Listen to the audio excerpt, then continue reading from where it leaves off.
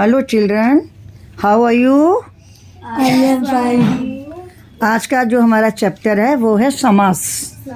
और ये हम किस में पढ़ते हैं? समास हिंदी व्याकरण में। हिंदी व्याकरण। और समास का क्या मतलब होता है? समास शब्द का अर्थ होता है संक्षिप्तीकरण, अर्थात किसी बड़ी चीज को छोटा करके लिखना। ये कैसे लिखेंगे? दो या दो से जो शब्द होते हैं अधिक, उनके मेल से जो शब्द बनता है वो शब्द भी कैसा होना चाहिए? सार्थक। सार्थक का मतलब होता है जिसका कोई अर्थ हो। सार्थक का क्या मतलब होता है? जिसका कोई अर्थ हो।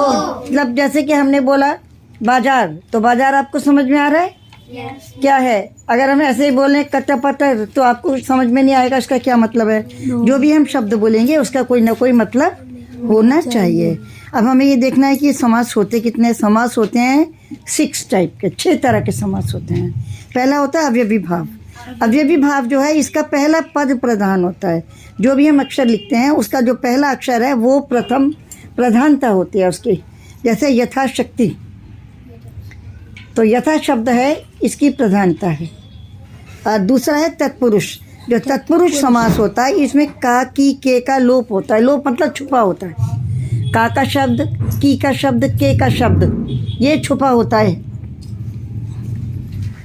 ठीक है। जैसे हमने बोला देशभक्त, तो इसको हम तोड़ेंगे तो क्या बनेगा? देश का भक्त। तो इसमें क्या शब्द छुपा है? का। तो हमने देशभक्त लिख दिया, हमको समझ में आ गया देशभक्त है। राजपुत्र, राजा का पुत्र, समझ आ गया? तो इसके बीच में क्या छुपा है? का शब्द। लोप का मतलब होता है छुपा होना। तीसरा हमारा है बहुब्री समास। ये बहुब्री समास है ना, थोड़ा सा फनी समास है। इसमें जो हम बोलते हैं ना उसका तीसरा अर्थ निकल जाता है। जैसे दश आनन, आनन माने होता है मुख। आनन माने मीन्स क्या होता है? मुख। दश मतलब क्या होता है? 10। तो 10 मुख किसके होते हैं? रावण के। तो दशानन कौन हो गया? रावण। रावण। हमने लिखा दशानन, इसका मतलब हो गया रावण। लंबोदर, लंबा है उदर, पेट। कौन से भगवान का लंबा मोटा पेट होता है? गणेश जी का। वेरी गुड, बहुत अच्छा।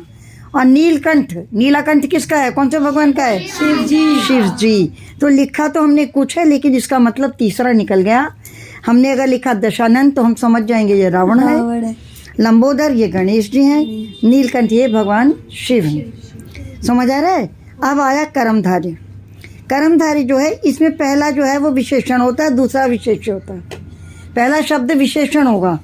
विशेषण किसकी विशेषता बताते हैं? मैंने पहले आपको वीडियो में बताया है। जो संज्ञा सर्वनाम की विशेषता बताते हैं वो विशेषण होते हैं। तो अब जैसे हमने पहले क्या बोला? महात्मा। आत्मा क्या है? संज्ञा है। और महा मतलब अच्छी बड़ी, महान आत्मा। तो आत्मा के आगे महा क्या लगा है? उसकी विशेषता है। पीतांबर, पीतांबर। अंबर क्या होता है? कपड़ा। अंबर क्या है? कपड़ा। और पीत मतलब पीला, पीतांबर पीला कपड़ा। देखो ये कभी कभी ना वो भी बन जाते हैं, इसके बहुब्री भी कभी कभी बन जाते हैं। पीतांबर पीला कपड़ा कौन पहनते हैं? भगवान कृष्ण। बट यहाँ पर उन्होंने उसके ऊपर नहीं ले गए, इन्होंने कहा है नीलांबर। नीला है अंबर जिसका। ठीक है। अब नीलांबर क्या है? नील क्या है? नीला रंग है। अंबर क्या है? आसमान है। तो आप समझ गए कर्मधारी में पहला शब्द विशेषण होगा, दूसरा जो है वो विशेष्य होगा। अब तीसरा आया द्विगु समास। द्विगु समास में हमारी होती है संख्या, काउंटिंग, गिनती। गिनती करेंगे। जैसे त्रिभुवन।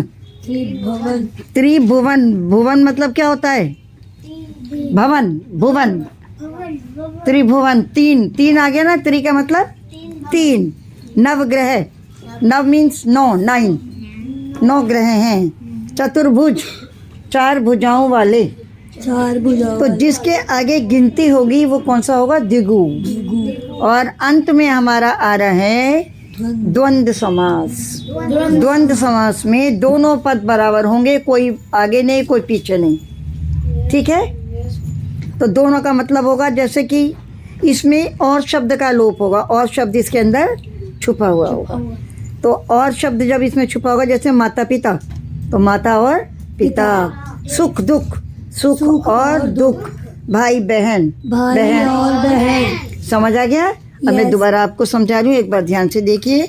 समास शब्द का मतलब होता है संक्षिप्तीकरण, अर्थात छोटा करके लिखना।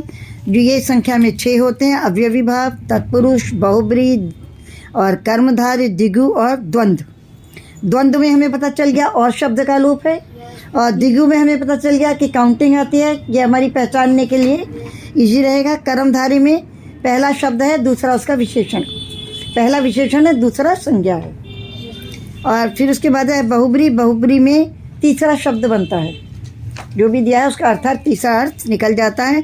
तत्पुरुष में काकी के का लोप होता है, और अवयवी भाव में पहला पद प्रधान होता है। ओके, समझ आ गया? Yes, ma'am. Thank you.